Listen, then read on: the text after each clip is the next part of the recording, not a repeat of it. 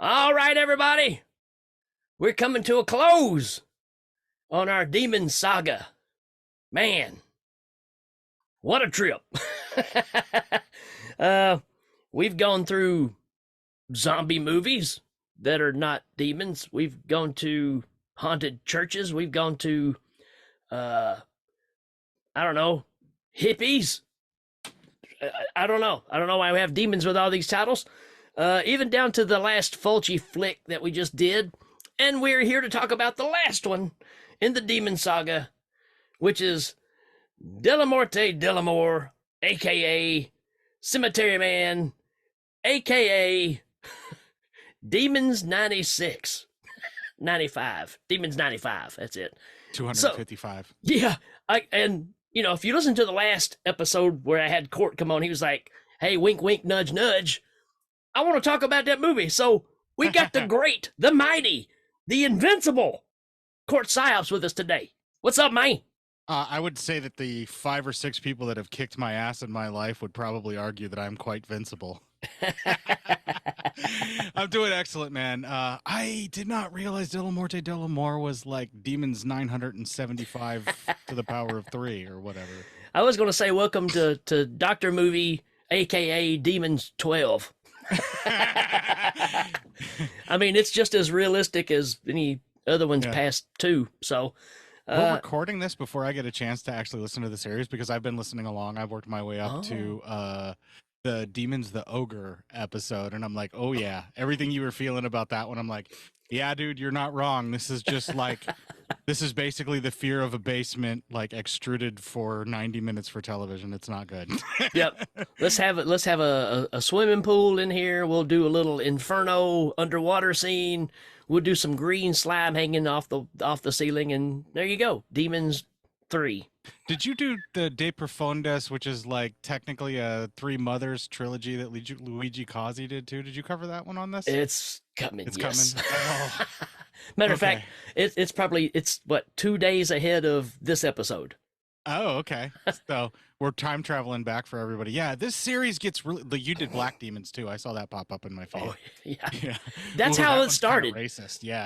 It's how it all started. It started. Sam Edwards reached out to me and said, "Hey, I'd love to hear your thoughts on, Demons 3, Black Demons." I thought, okay, and I got to look, and I was like, and I maybe it was Dan Bowen. He's like, how many movies are in that? We were in a conversation. He said, is there like 12 movies? And I go, I really don't know. So I went back and looked, and I was like, you've got to be kidding. I know of at least 7, and like 4 of them are all named Demons 3. Yeah, three. There's 3 Demons 3. So yeah. And what a weird freaking way to make a franchise, man. The Italians are nuts. You gotta love them, though. Well, it's just that it was in name tag only because, again, it's all about just making that cha-ching. So, yeah, it's a part 3, So, yeah, you had Black Demons, you had the Ogre, and the Church that are all considered part 3. But, and even though we fast forwarded into the future, yeah, man, the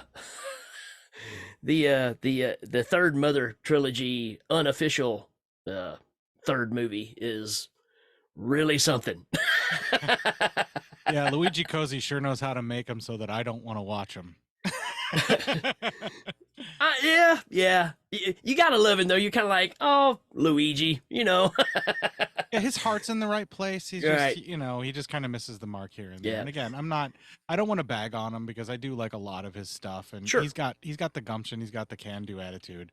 And certainly he's not Bruno Mattei, who is a much more egregious filmmaker in Italy than Luigi Cozzi. At least Luigi Cozzi doesn't have like a mean-spirited vibe to everything he does, but Mattei totally does.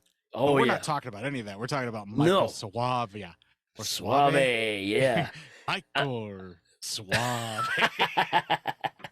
Matter of fact, I mean, as far as his big hitters, right? I did Stage Fright a little earlier on in this show. Okay. But the rest of these movies have all fell in this Demons trilogy. You got The Sect, you got The Church, and you've got this one, which is possibly the best movie of all of them. Let's just face it.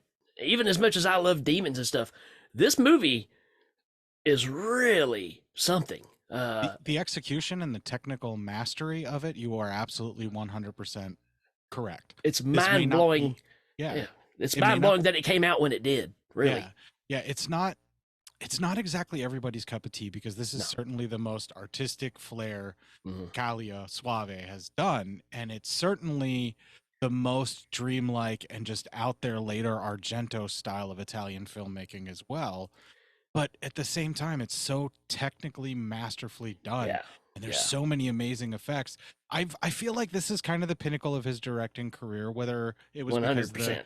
the money dropped out on Italian film shortly after this decade or right at this point in the decade. You know, it was really hard for anybody to get money and things like that. But I Yeah. don't know if that's what the cause of it was, or if he just kind of, I'm done. This was it. This is all I needed to do. My understanding is he had a child that got real sick, and he just kind of put directing aside, put movie making, everything aside to, cater to that situation at home. And he came back a little later on, later in life, Yeah. did more TV, stuff like that, but he hasn't reached anything like this level. There was even a promised sequel to this that never came about that he was trying to get pushed through. And I don't know. Who knows? Maybe one day he'll decide to do it. But Yeah, if you don't know, I think he's a fan of the source material, and yeah, oh yeah, yeah, yeah, and it's like, okay, so there's Dylan Dog, which was a very famous comic book, but the Yep. first crack at Dylan Dog that the same author that was pretty famous did was this novel or novella or whatever you want to call it that was called Della Morte Della More. right. So everybody thinks that this is like a loose remake of Dylan Dog because of the similarities, but the fact of the matter is, this is basically an interpretation of the novel that was the first stab at doing Dylan Dog, Right. And which what's is fun- why it's so similar, you know? And what's funny is when he was creating Dylan Dog and the artwork, he based the character off of Rupert Everett. That's the person that he wanted to be, that Dylan Dog character in the comic. And ironically, when they made this movie, he played the role in this one Of Della Morte Della More. of Della yeah. Morte. Yeah. So it's kind of a weird turnaround on all that too. So there's a very interesting history of this movie because it's a weird Italian, English, German. Is it German? French. Yeah, French. it's a co-production of some sort. Yeah, that's for sure. and you can tell because it's got this flair to it. But that's Suave in this. I mean, again, the cinematography, the way things are shot is just, there is scenes in here that, and I hate to knock on it in a way, I hate to compare it, is what I'm trying to get to, because there are scenes that I'm saying, I know where that idea came from. This guy, Suave, is an understudy of Argento and all the greats. I mean, he grew up around Fulci, all these guys. And he's taken that and putting it all together and started making these films, and you just see it progress so rapidly. I mean, even Stage Fright is pretty amazing for somebody that's just coming along and starting to make these flicks. And then you just see this change in just a matter of, what is it, even 10 years from that to this? And it's just like, wow, this movie is just on a whole different level. And it's not just a straight horror flick. So I know a lot of people that are just absolutely nuts about this movie. I'm one of them. Yeah, and there's every right for it, right? Because it is so unique. It's you almost think that it would sit right alongside, I don't know, what am I thinking here?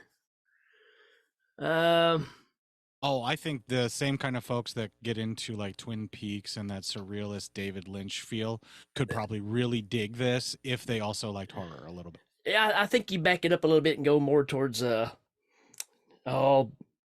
Taste, Meet the Feebles. Oh, okay. So like Peter Jackson. Peter with a Jackson. little I couldn't bit think of more his a- name. Yeah, a little bit of a it's got dreamy this twist. Yeah. Well, it's got that dark humor to it, right? I mean, this has got a lot of comedy in it. It's just morbid, you Yeah. know. I would say Dead Alive. The Peter Jackson Dead Yeah. Alive era is Yeah. perfect for that. Yes. Yeah, I can see what you're talking about there. Yeah, But there's but it definitely doesn't that look dream- anything like that, though. It looks more like, well, I don't know what it looks like. It It's looks it's like on, Labyrinth. It's filmed like the movie Labyrinth, for Right. God's sakes. right there. You go. So that's what we're saying. That's why it's so hard to describe it, because it really is its own thing. Yeah, Uh, it's another one of those fairy tale things. I mean, this was the era that Italian filmmaking was totally doing, where they had that aesthetic of a fairy tale, just like when we covered Phenomena. Do do do do do. So, if you don't know this movie, Delamotte Delamore, also known, aka Cemetery Man, aka Demons 95, even though it came out in 94, but it didn't come out in the US till 96. Why is it Demons 95? Why is it Demons? Period. I mean, but again, it's because he was tied into all these other movies that they put in this category. And hey, the Demon's name sells, right? So it's the reason that Coca-Cola puts Santa Claus, on their advertisements, or polar bears or whatever, right? It sells. 1994 officially, it says it's a horror / zombie flick. Are zombie flicks not horror? What? Yeah, that's kind of what I was thinking. Got a little synopsis here. Again, we said Michael Suave directed it. Marchetti was the cinematographer, which makes a lot of sense. Yep. You got Stivoletti did all the effects, and man, for the time, well, I'd say even for now, these zombies, these creatures have a totally unique look to them. I almost feel like if Tim Burton was going to do a zombie flick, they might look something like this. Yeah, I could totally see that. Civiletti does a lot of really great gore practical effects in this as well. Yeah. But they have this very surrealistic, almost over the top, like the later Japanese gore films that came out in the early 2000s that was specifically for American audiences. This is very much a precursor to that, where the gore becomes so over the top it's actually kind of funny and parody, and it's nowhere near as gross as it could have been. And the zombies in this too, they're all coming back within 7 days of being buried, but they have almost like roots and stuff that are growing out of them. So it's just a strange, unique idea. That's what I love about it, because it doesn't look or feel or taste really like any other movie. You can say, well, it's kind of like this, kind of like that, but I don't know. It's really its own thing, man. How are you tasting movies? That's what I want to know. Hey, they got to pass the smell and taste test, right? That's fair. Yeah. So, synopsis. Something is causing the dead to rise in their graves as flesh-eating zombies, and cemetery custodian or engineer Francesco Delamorte grows tired of killing them for a second time. However, the town's politicians won't seem to listen to him, so Francesco is on his own. One day he falls for a beautiful woman whose husband has recently died, but their affair is tragically interrupted by zombies, sending Francesco into a tailspin of madness and woe. That's a good synopsis. That's pretty good. Yeah, that's about right, and it doesn't get too awfully spoilery to do it. Well, I mean, the story is very simplistic. It's just kind of drawn out. But let's hit our cast for a second, right? Rupert Everett, right, playing our main character Francesco Delamorte. My wife loves this guy, right? Because he ended up being in, I don't know, one of her movies that she likes so much. What is it? He's in My Best Friend's Wedding, but she likes Important of Ernest. That's what it is. Oh, The Importance of Being Earnest, right? Yeah. So yeah, makes sense. Yeah. So when I brought this movie up, I actually rented this from Netflix back in the DVD days, right? I had it delivered to my house in the mailbox. And can't get that anymore. Yeah, who knows? Maybe somebody will bring it back. We're all into nostalgia now, right? But so yeah, I mean, when I brought this up, she's like, "What's he doing in this kind of movie?" I was like, I think this is kind of where he started. I think it was kind of an early on move. He was doing TV stuff. And I mean, come on. You talking about cool as a cucumber, man. I mean, I love the fact that as crazy as this situation is in this movie for him, he shows no emotion. He's just even Steven, man.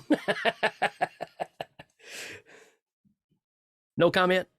Well, I was just kind of letting you go for the stuff because I'm tired of interrupting you. I feel like I'm being rude because I want to jump in on the conversation. That's what you're here for. Yeah, I was waiting for an opening.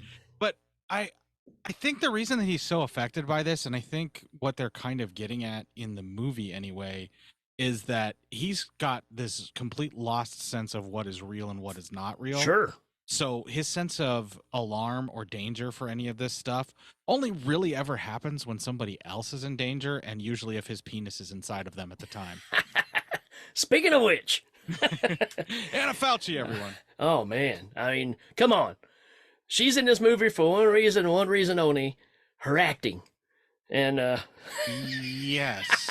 It has nothing to do with the fact that she is absolutely gorgeous and oh my stunning gosh, and just completely takes your breath away every time she's on screen. it's incredible. I mean, I, I don't know what to say. Is there anybody any more gorgeous? I don't know. Yeah. I really don't know. Yeah, I couldn't tell you. So yeah, and that's the whole point, right? Because here's a guy whose life is, like you said, it is so dull and so dead that there is no surprise, there is no life. And she comes along, who is widowing her dead husband, and he instantly is like, when will I see her again, right? Even though she's there at a funeral procession. Which is, again, the humor in this, man. He's hitting on her graveside of her dead husband. I mean, like, I get it, but at the same time, dude, show some fucking respect, right? Oh, man. And, of course, he's throwing all these things at her, too. Like, hey, I've got this awesome room, you know. Nice little pad up here. You know, it's just me and Nog, you know. Nog has to live in the basement like a weirdo. Oh. Yeah, who is, there's no way I can say his name. Francois Haji Lazaro? I know he's French. I know he's a French musician. Okay, yeah. I'll take your word for it. Yeah. I mean, he's been in a couple of things, but he's mainly known as a musician more than anything else, and a music producer, actually. And he's basically the grave digger. He you know, really can't do any other work. He has no social skills because he really can't talk. All he answers is yeah and nah. That's it. He never says a different word. And you've almost got this Lassie relationship where he'll say nah. And Francisco knows that there's more to it, right? He can, like, it's like being able to, you know, Lassie goes, "Whoa, what is it, girl? Whoa, Timmy's down at the barn," you know? It's the same kind of scenario where he'll just go, "Nah, stop being foolish, jump back in the car," you know? Oh, great setup. I mean, it starts off, Francisco's on the phone with his best friend, and he hears a knock at the door. It opens up, and it's a zombie. And he just pulls out a gun and shoots him. And I love, throughout the entire movie, the gunshot is like the old spaghetti Western pistol shot. You know, there's no doubt that he pulled that from some old sound effects thing, and it's specifically an older style sound. It is not a 90s sound. And it's the same sound every time he shoots the gun, you know? Yeah, so, they totally did that shit on purpose. Yeah. Well, I think everything in this is very purposeful. And again, it just shows the amount of detail that goes into this. But yeah, our main character is interested in this lady. She comes back the second day, and you get all these symbolisms of already, even with her just being there, you get this symbolism of her being death, because every time he catches flashes of her, you may not really see her, but she'll be wearing this veil, and that veil will be flowing in the wind, and it's black, right? Very reaperish, you know? So he's kind of seeing this every time he sees her, and he's so attracted to her. So it's like that thing is he really attracted to death? Is that what she really is? Which she's referred to as Cort? She's just she. She don't have a name. Ever, right? Each time. Every time she reincarnates. I don't even think it's the same woman. I think he just sees a woman he gets fixated on, like in some kind of like endless pattern on the way that his loss of reality is. That's the thing, is you could interpret it however you want. We're only seeing things from the eyes of an extremely unreliable narrator. Right. And it's all, you know, inner voice narration, which again just makes it kind of cool. And again, just his tone, and he does not get rattled over anything. People are dying. You know, you got investigators showing up, blaming him for murders that happened in the town.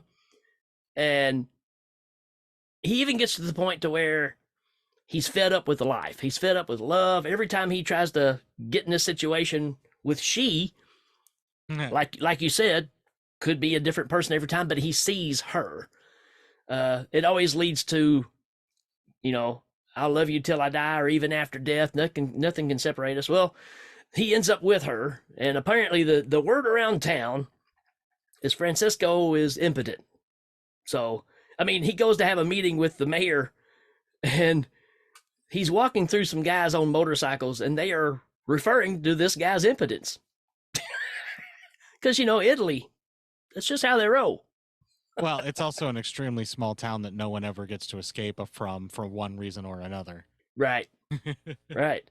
So, I mean, this, again, there's so much to this that I probably even missed. And that's the beautiful thing about this movie, too, is it is, just like Cort said, it is totally open to your imagination of what you think's happening, what's not. What's your spin on this, man? Okay, so everybody get ready to go down this path with me, because I've thought about this quite a bit. Maybe on some illicit substances that are still leaving traces behind in my hair from my youth. Ricky's in rock and roll. He knows what I'm referring to. Blue Sunshine? Yeah, kinda. Yeah. Only like, well, I already lost my hair, so let's not worry about that. Anyway. All right.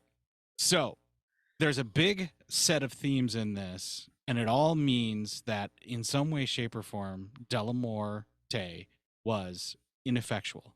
He was unable to reproduce because they found him everybody thought that he was incapable of maintaining an erection, that he was, that, like, basically it's ineffectual, or his inability to affect the world in which he lives. And he's so detached from that world, and his view of the world is so warped, and the reality that he thinks is there isn't necessarily what's going on. They even do a bit of a twist at the end of it as well, where we're outside of his head for once, and he's actually saying Nagi instead of Nagi, and Nagi actually talks right after this car crash when he realizes he can't escape the world that he's in. His ineffectual nature, his inability to do anything to alter his environment, and the fact that everything gets taken from him, including when he starts trying to commit crimes to at least have any kind of an effect on his reality and his world. I feel like, and especially because of the way that Death talks to him at the very end there, where he's like, you can't even tell the difference between the living and the dead. I feel like he is either dead, and this is his purgatory afterlife that he's trapped in, where he is literally completely ineffectual. It's like a narcissist's hell, essentially, because they're the most self-centered, self-important person in the world to them.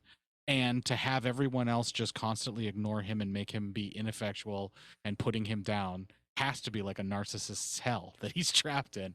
And even when they pull out, they have him in a snow globe like from Krampus. So apparently this took place over Christmas, and maybe Krampus came to punish him, and that's how he's trapped in the snow globe. No, I'm just kidding about that part. But I feel like this is basically his afterlife. And the reason that no one ever escapes when they die in this afterlife and they come back as these like zombie creatures that he then has to put back in the ground. And the main reason he's obsessed with the phone book is he's trying to keep track of the people that are dying and living, if they exist, if they're not. He can't even tell if he himself is dead or alive or what's going on. And because he's so ineffectual and he has no place in the world, at the very end, he just drops out and becomes like he thought Nagi was all along. And maybe that's been him this entire time, and that's why everybody always plays him off as ineffectual. Yeah, and not to give too much away, but at the end, you've got this big change, right? He's driving through this tunnel, and he tells Nagi, who's asleep over here, he's like, other side of this tunnel is the rest of the world. And when he gets on the other side, the road is gone. It just stops. And, you have the accident there where Nagi gets hurt, and he's bleeding, and you get the situation where Francisco's got his gun out because he's thinking he's dead and he's going to come back and I'm going to have to shoot my best friend. But when he wakes up, he's not dead. And then all of a sudden he says something like, I'm tired and can you drive me home? Yeah.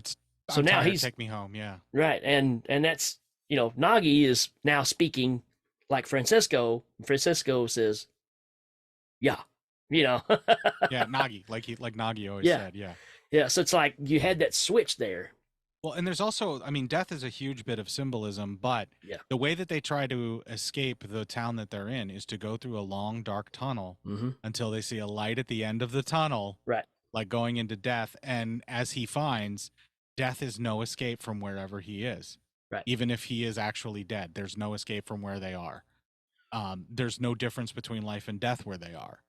Right. I think that's what the symbolism there is at the end. They're just kind of trapped in this loop of existence. And you get back to more the nuts and bolts of the story too, because the relationship with she, the first time, she gets really turned on basically in this room that they're just keeping all the bones and stuff in, right? An osprey is what they refer to. An osprey. Osprey. And but they end up outside on the grave of her husband, who just been recently buried. After she makes him kiss her through a death shroud that she wraps around his face Exactly. that she picked up off of a corpse. Right. And that's, again, so much symbolism of reading into this whole death thing, you know? And, I mean, like, I can see what he sees in her. Let me just put it that way. Yeah. No doubt. And I kept thinking to myself, you know, if there was a little town where there was 4 or 5 girls running around, they were all this girl, I probably need to move there. You take your chances, right? 1 out of 4 isn't bad, you know. You got to give it a shot. See what now happens. don't be sad, because 1 out of 4 ain't bad. That's for all you Meatloaf fans out there. Yeah, absolutely. We always sing when we get together. It just always happens. It's magical. Never thought I'd be harmonizing Meatloaf on a podcast about De La Morte de la More, but here I am. Another one off the bucket list. Yeah. But yeah, I mean, so, and again, this whole rumor about him not being able to, you know, do the deed. Conjugate the verb.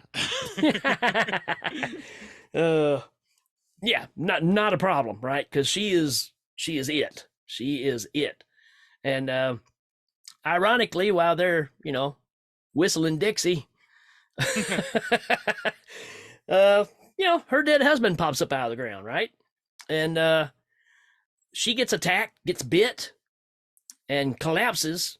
And then, of course, they have to take care of the zombie and kill him. And then he takes her inside, lays her down. She's not responding, calls the doctors. Doctors come in. She died from fright, you know, or heart attack, or, you know, something to that degree, right? And so they've got her, you know, laid out. And of course, he's afraid to bury her because she's going to come back. Why waste the time burying her and then coming back and then have to kill her, then bury her again? That's double handling. Something I teach at work. That's not something we do. Only dig the hole once, right? And she comes back, right? And he has the pistol ready, and he shoots her again, right? So now she's dead, buries her. Then later on in the movie, as this goes on, this is where you get a situation where Nagi, like I said, you had Francisco and Nagi go to town, have a meeting with the mayor. The mayor is just talking about all the crazy stuff that's going on, and somehow he's up for re-election, and his teenage daughter is there, Valentina, and she's looking at Nagi. Nagi's just out of his mind over this girl, right? He's looking at her, he's getting all nervous. She's like, "Oh, he's so cute, you know. What is he doing? Is he dancing?" He's like, and Francisco's like, "Nope, he's gonna." Yep, he threw up on her, and he's like, "You might want to back up." And then he tells the mayor, "You might want your daughter to back up." And again, he's ineffectual. No one can stop him. It's like he's not there. It's almost like he's just haunting everybody. Yep. Essentially, and then boom, Nagi just vomits all over her. Yep. And the thing is it's not like I need to go get myself cleaned up. She falls on the ground, she stands up, and this guy on a motorcycle, Claudio, shows up, and she just jumps on the back of the bike with Claudio, and they ride off. She also doesn't even make a big deal about it. She's like, "Oh my God, he was so nervous. He threw up on me. Yeah, it's adorable. It's adorable. He was cute, you know." And she's smearing that vomit all over the jacket of the boyfriend that just picked her up. Yep. And Claudio's like Mr. Cool, right? I mean, all the chicks dig him. He's the leader of this little motorcycle group. So you get this very, like you said, very small community, and all these characters, they just kind of rotate around the whole story. You just keep seeing them kind of appear back up. Well, Francisco and Nagi go back home. In the process of them going home and dealing with stuff there, Claudio and his motorcycle group go have a head-on collision with a bus full of Boy Scouts. And you get this, blood splatter on the front of the bus. The bus obviously runs over the people on the motorcycles. Then it kind of runs off. I don't know if it's a ditch or what, but the bus ends up having a wreck and it kills Every Boy Scout. How many Boy Scouts? It's a bunch, right? Yeah. They don't have enough shells for this. Yeah. So now you get this big procession going on where there's, I mean, as far as you can see, there's these caskets and what are they singing? Don't want to go to the Boy Scout picnic. Yeah, I don't remember what it is, but yeah, it's strange and surreal. Yeah, so you get this big burial of all these people, and of course the mayor's there, and he's upset. His daughter is dead, and he put her in a glass case, right? And you can see the scar across her face where they had to do work to fix her back up so she looks decent enough to display her. I'm pretty sure there was a shot in there where you see her head get split open too a little bit. Maybe so. It's like real quick in the accident, but yeah. The stitching work that they do on the actress's face while she's laying in that glass coffin is cool too. Yeah. It looks really good. Yeah. So I mean, it's just this has got so much stuff in it. Later on, you get a scene where she comes back again, right? And you're going, wait a minute. Now, when she comes back, she's like obviously a zombie. She's got roots and stuff growing out of her hair and all this stuff.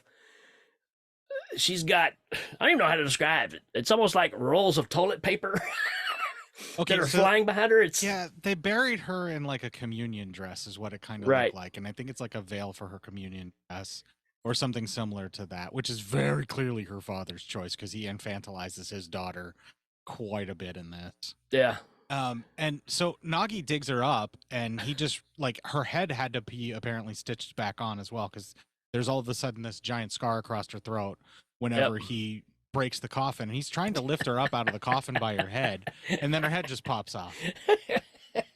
And then for some reason that makes absolutely no sense other than the fact that she decides, you know what, you're cute, and I don't have a lot going for me now that I'm just a reanimated head. That would be a clip on my show. She decides that, she's going to kind of give him a chance. So she gives him a kiss. And then all of a sudden she can just start floating. And she floats around behind him. And now she's just hanging out with him. And the busted TV that Delamorte shot up trying to deal with all the freaking Boy Scouts. Boy Scout zombies. Yeah, like when he accidentally shot Nagi's TV. Like now the girl's severed reanimated head just lives in there and sings to him and entertains him. And they're just happy with their weird, like reanimated necrophilic TV set having love. Yeah. I don't know why people have a problem with this. Just let them be happy.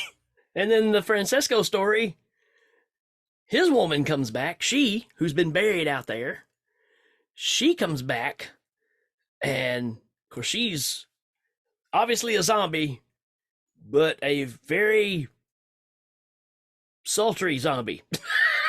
She is the sexiest root-covered corpse I have ever seen. Yeah. Even for me, that's saying a lot. And of course they backlit, and she's floating, and she's coming towards him, and you got other stuff, and he starts putting it together in his head. Uh-oh.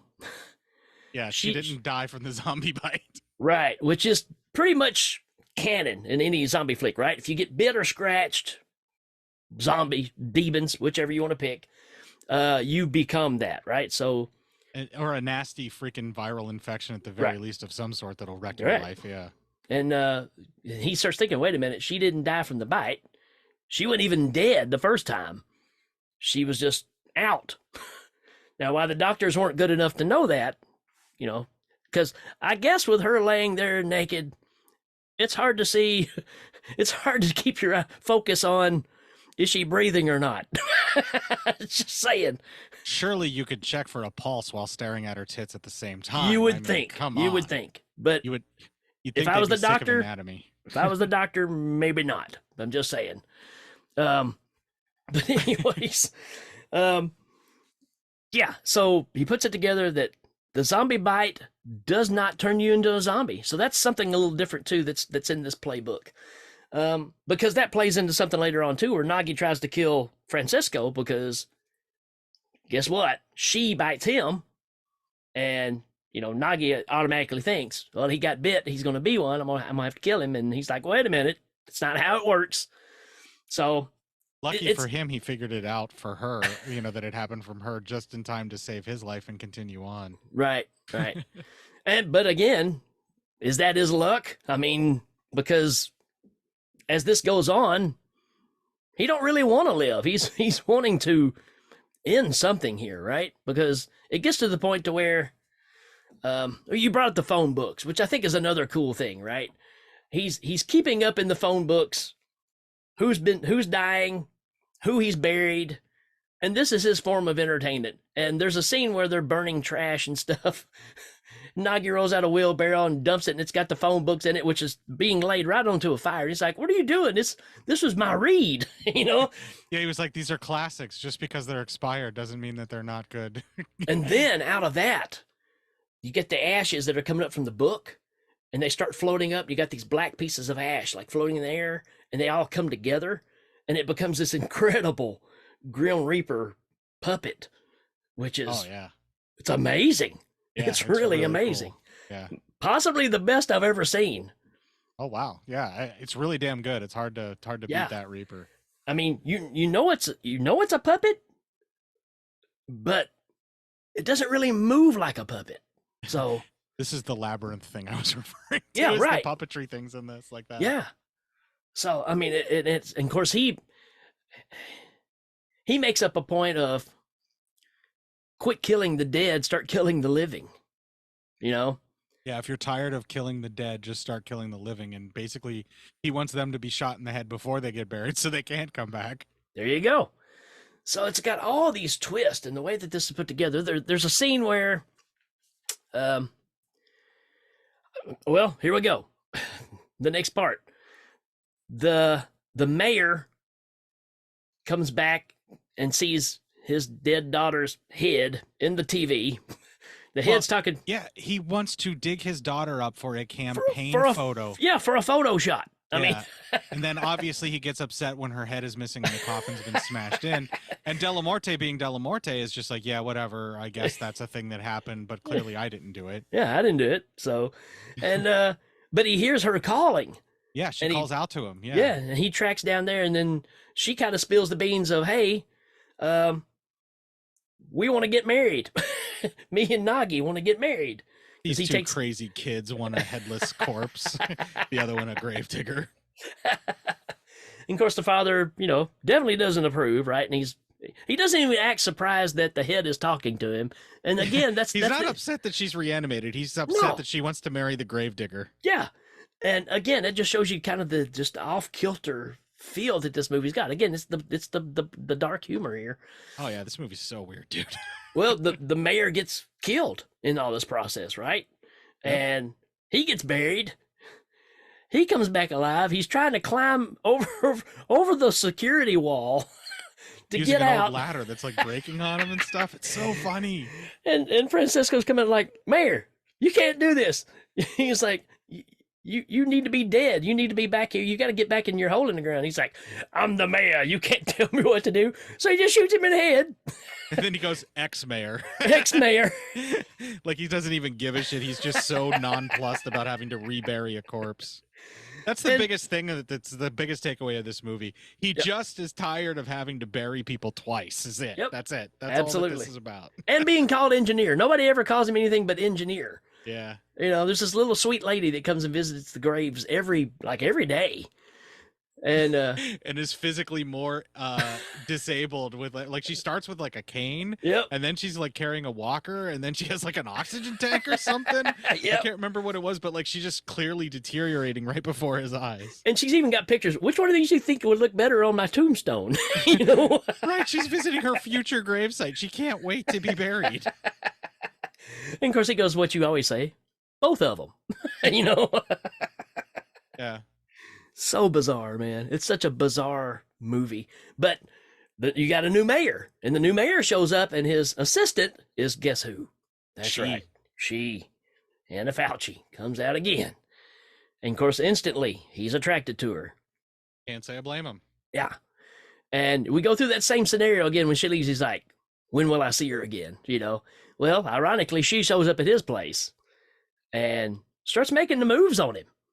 And they kind of hit it off. And she says, I feel like I just know you. It's like I should have been here all along. And, you know, it's like I love you and I don't even know you. And all this, you know, you're getting all that, you know, love conquers all kind of thing going on.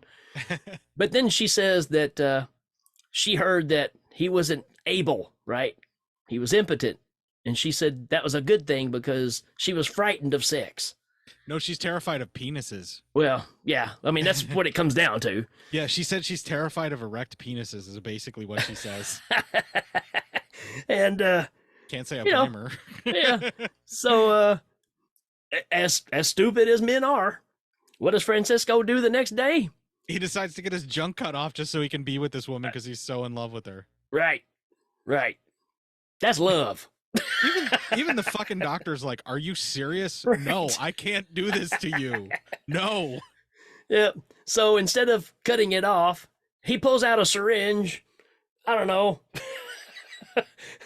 4 foot long. I don't know. It's really big. Yeah, the needle's about 2.5 feet. It looks like, it looks like something for like a horse. Yeah, that's what it looks like. Yeah. And he's like, I'll give you a shot of this and it'll numb things and nothing will work for a month. You know, we'll just have to do this every month or whatever.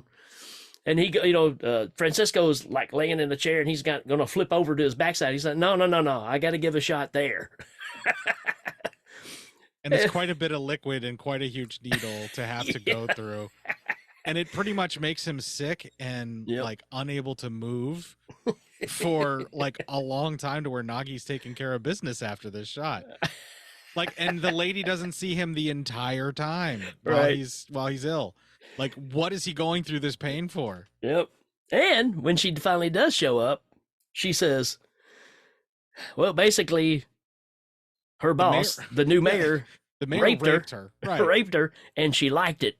Well, it got her over her fear, and then they decided to try it where he was more gentle, and then she ended up liking that, which is really fucked up. Yeah. And you're just like, dude, you almost had your junk cut off for this girl, and she totally just abandons you right there. What the hell? So you get that situation, and then you get another situation. To drown his sorrows, he goes into town, goes to the bar. He's drinking it up, and he ends up having this hitchhiker come up, or a young lady, and says, hey, can you give me and my friend a ride back to our place? And he's like, you know, piss off, whatever, you know, till he sees the friend. Guess who it is? That's right. It's she again. Yourself. And he's like, absolutely, jump in the car. After all this, you're still going to get in the car and take her. And guess what? Hey, can you come up for a drink or something? I said, sure. Yeah, why not? So here we go again. He goes in the bedroom with her. Things happen. And, you know, I think he asked, does she love him or something? And she says, yes. She tells him in the car she can make dreams come true. Right. And he says, can you fall in love with me, or will you fall in love with me, or will you love me forever, or something? Right. And she says that she's already in love with him, and then they bang, and then he keeps making her tell him that she loves him while they're banging. And at some point, he goes to like throw down with her again after she tells him his medication doesn't work.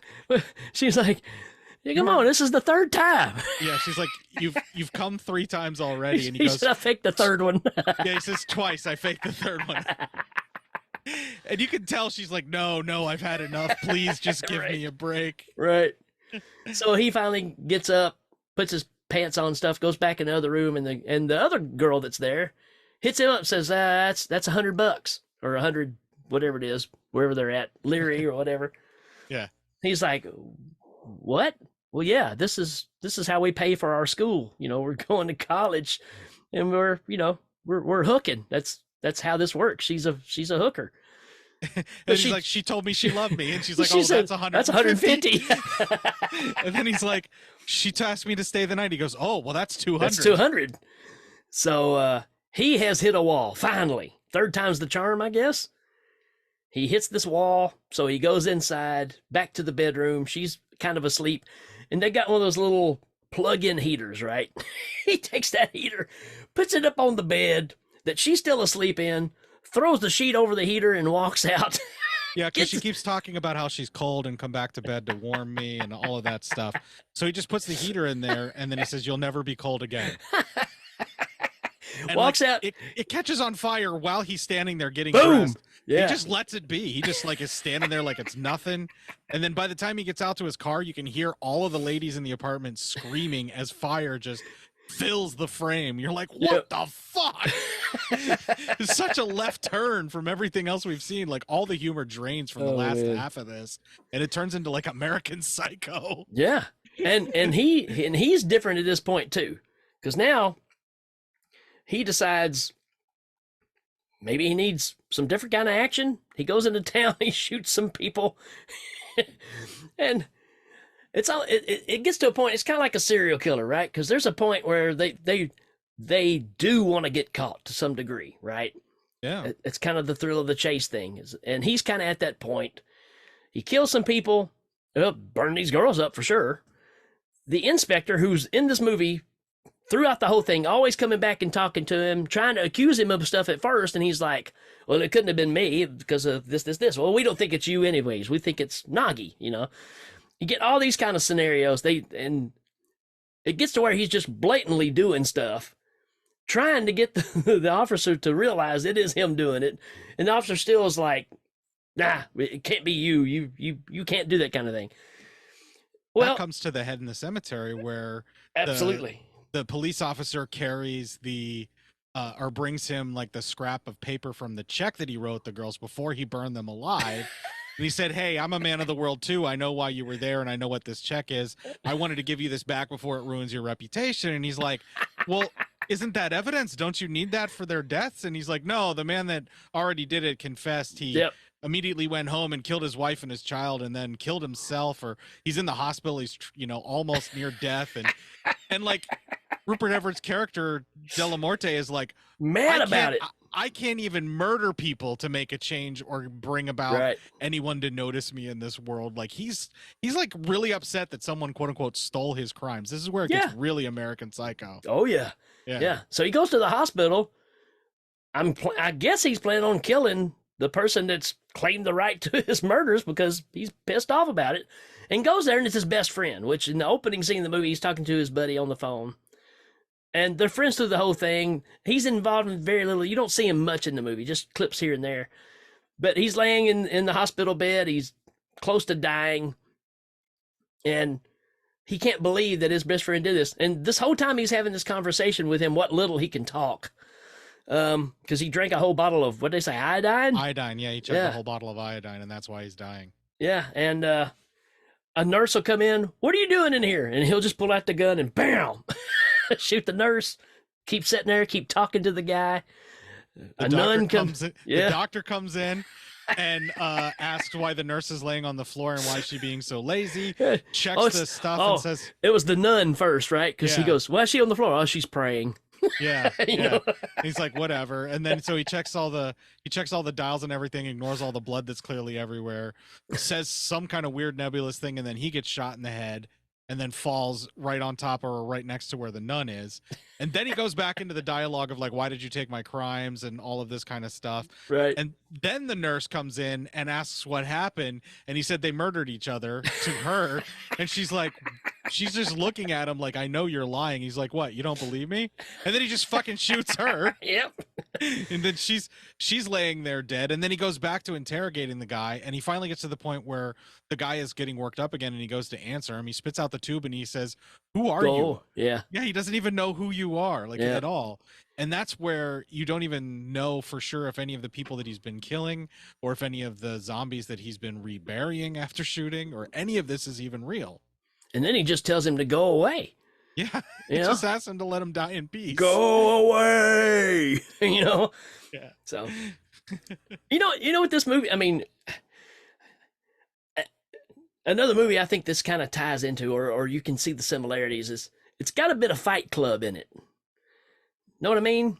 Yeah, that loss of reality and that Yeah, double you personality got the thing. Yeah. surreal thing, the dual personality. I mean, I never really put that together, but there's something about that that reminds me, because I was thinking about this scene in the hospital, which is weird because you're going into a huge regular hospital where they got the gurneys and stuff there that they're rolling across the floor, and it's got the one wheel that's stuck the wrong direction. I mean, it's got all that stuff.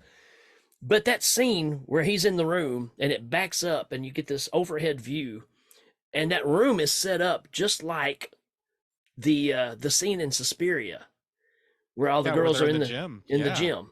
Yeah. So there, and that's these things I kind of wanted to point out that caught my eye when I was watching this. When he first sees the girl, when he sees she and she's with the new mayor, and maybe it's when she comes back and they do this scene where they're kind of kissing and hugging each other, and the camera is working its way around them, and then they're turning as well.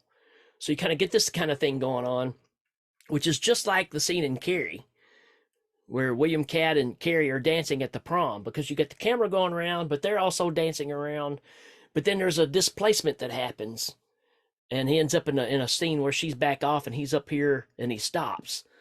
And there's no doubt he pulled that idea from De Palma. I just there's no way that didn't happen, and he did, because it's almost the exact same formula. Or he went back to Hitchcock and took the same kind Well, of shot, that because well, that's what De yeah. Palma was. De Palma was referencing taking with that. yeah, Sure. Yeah. I mean, everything comes back to Hitchcock one way That's or another. true. Even That's true. if you go through Argento or De Palma to get there, Yep. one way or another, you're coming back to Hitchcock shots for that stuff. There was some Fulci scenes that were very reminiscent of some Fulci shots that were in this. Oh, the head explosions when people are getting shot are very much Gates of Yep. Hell and City of the Living Yep. Dead for sure. Oh, and there's when he picks up one of the iron crosses and stabs one of the zombies in the head, and it's stuck in their head. That's the husband. That's how he kills the husband. Right After he's done biting the wife. Which is just like the pickaxe scene from Stage Fright. Oh yeah. Right. Which he also does one with a pickaxe in this too, and it's almost the same thing. So that effect, which I think is one of the best pickaxe effects I've ever seen, you kind of see that twice in here. One's with the pickaxe, one's not, but same scenario of setup for that. Yeah. I don't know. Some of these things caught my eye, and I was like, okay, I know where they pulled that from. That same idea. So, again, this is Suave spreading his wings, literally, and what an amazing screwed up film. I mean, yeah, if this is going to be your swan song for major motion picture filmmaking, this is a good one to end on. They really refer to this movie as the last hurrah for Italian horror of the time, anyway, because this is, going from the 70s and the 80s. That's the Italian benchmark, right? And this is kind of what they consider to be kind of where it all just really stopped. And the money dropped out in the late 80s for sure. Yeah. And that's why these co-productions had to happen. And you had to be somebody like Suave or be backed by somebody like Argento to even get something made in the late 80s and early 90s for Italian cinema. So I'm not surprised at all. And the fact that you did get a Dylan Dog movie, Yeah. And you're almost like, wow. Proto Dylan Dog, right? Yeah, because it's original source material. Right. And it's like, if we're willing to take the chance on that, why couldn't you pick this up and run with it again?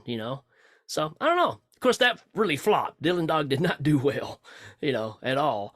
But still, the interesting concept. So I don't really know what else to say about this one. This is an amazing film. It's a cinematic experience that's got very few things that you can relate to other flicks. It's really its own thing. It's beautiful, it's ugly, it's well shot, it's funny, but the zombies look good. It's got enough gore for a gore hound.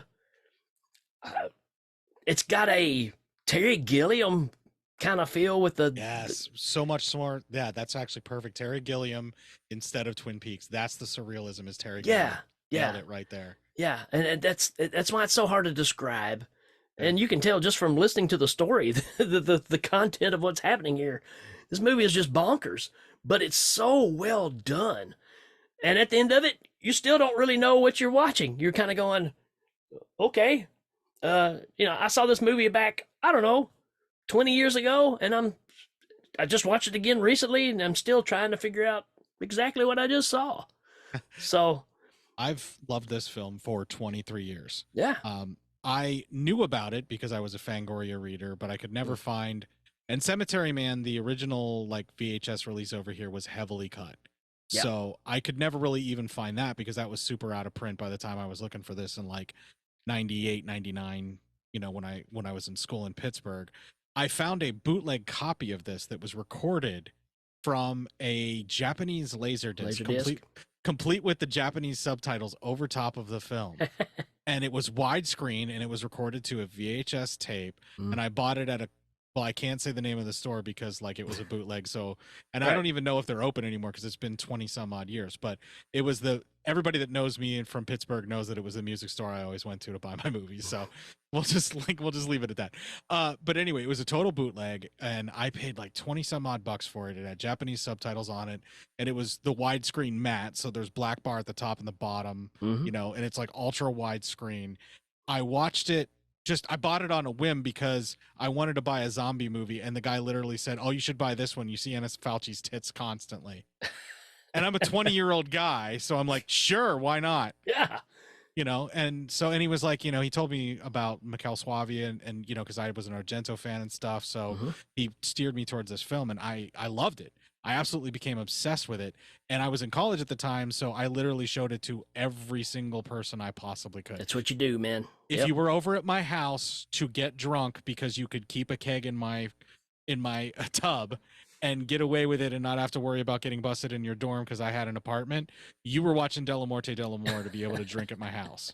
You know what I mean? Like it was just on the TV, it was on the stereo, and we were just going to watch this weird fucked up movie. And it was a great party movie. Sure. People were like, what the hell's going on? I'm like, that doesn't matter. Just keep drinking. That's right. Yeah. What do you think's going on? You know? Right. And the more I watched it, the more I absorbed the story that's going on in it. And the more that I just kept going back and rewatching it, the more I loved it. Then I bought it on DVD whenever Anchor Bay released it as Cemetery Man, but it was the full De La Morte cut. All the gore, everything included. I had that DVD, and tonight for the review, right before we even recorded, I have the Shameless Blu-ray. I imported it, and it looks gorgeous. It looks amazing. I watched it on my projector, and the cinematography was almost overwhelming. Yeah. The images, like the frame is so full, and it's so beautiful and grotesque and horrific and just amazing. And it's really well put together, and it's worth watching just for the visuals alone, if you don't even want to pay attention to anything else. Couldn't agree more. I forgot to throw another name in there, and again, I hate comparing, but there's definitely some Kubrick feeling shots in this too. Oh yeah, the expansive stuff, the model shots that they put in. Yes. Yeah. And just the opening shot that starts inside of the skull and then slowly pulls out with that really serious zoomed in camera. Yeah. Just that right before they even introduce Rupert's character of De La Morte, that is so Kubrick right there. You're absolutely right. Yeah. So, to me, if you're a film student, you should check this out just because this is a great example of, like you said, you get the surrealism thing, but the way that this movie is put together is so masterfully done, so beautifully shot. You know, I don't want to go around saying Suave is the greatest director of all time, but man, if this is where he was heading, it's a shame that he stopped where he did, because who knows what we would have got. If he would have been able to continue on this surrealistic, like he comes to America and continues on this surrealistic trip of filmmaking, he could have done some amazing stuff. He might have been just the exact right person for the right movie. It's just one of those things where it just seems like everything lined up perfect, and you get this master class of filmmaking in this weird little bizarre Italian, German, French movie. Can a lifetime of assistant directing under Dario Argento and second unit directing for several other Italian directors turn you into an amazing filmmaker? The answer is yes, because look at De La Morte. And it's a total shame he couldn't do more after this. It absolutely is. But what a swan song to go out on, though. It's incredible. And even just as a zombie flick, It's worth having. I know some people that like this. This is their favorite zombie movie, and I can see why. I really can. Yeah. Because it gives you a different aspect of what we've been told is canon time and time again. Even if you're just coming into this for the visceral guts, gore, and tits that are in the film, and that's, I mean, when I'm 20, that's the only reason I watch this. I will freely admit it. I gave 2 shits about the art in it as a 20-year-old. I had to grow into a person that liked more than just tits and gore. Not much more of a person, but like I'm able to appreciate film on a different level now. And I made everybody watch it just because it was gross and there was boobs in it and sex and all sorts of fun stuff. And it's you know, you can enjoy it on that very visceral, very base, very animalistic level that Cort the Bastard did in his 20s. Or you can enjoy it now that the more refined cultural Cort the Bastard in his 40s can enjoy it. So there you go, folks. What a way to end this Demons Saga with the 10th movie, or the 10th. Well, it's the 10th, quote unquote. Yeah, movie. So yeah, quick rating. It's a 5 out of 5. Oh yeah, hard 5. Mashing the button, trying to get 6. Yep. There's no way you can't be in awe of. You may not like this movie, but you can't deny that this thing is a masterpiece. You know, it's just amazing, absolutely amazing. So. I'm glad everybody took this trip, and I'm glad to have Cort come on and talk about this movie, because I remember bringing it up. Well, you guys heard it when we did Phenomena. He even kind of said, "Hey, get your boy up." Yeah, let a brother in on that one. So let me get some of that Delamorte. Let me get some of that. And great story too, because to know that it was hitting you in a time when you're that young, and hey, if you're coming to my house, this is what we're watching. I was kind of that way with Reanimator, right? Yeah. That was my, y'all got to see this, you know? Well, it was like Return of the Blind Dead, Delamorte Delamore, Reanimator would have been one of them too that I was showing to like everybody at the time, but also Dr. Butcher MD, aka Zombie Holocaust. Yeah. When it was like a guy's night to be drinking and there was no ladies around, Zombie Holocaust was on. Yeah, man. That was our party movie kind of thing to play in the 20s. The dude jumping over the stairwell will always be one of my favorite movie moments ever. Yeah. And, ever. You've done Dr. Butcher MD on my show. Right. So everybody can check that out if they want to hear us talk about that like we're just doing here. It'll pop up here too, I'm sure. Because I'll save that for the show. We'll talk about it another time. Get your boy up.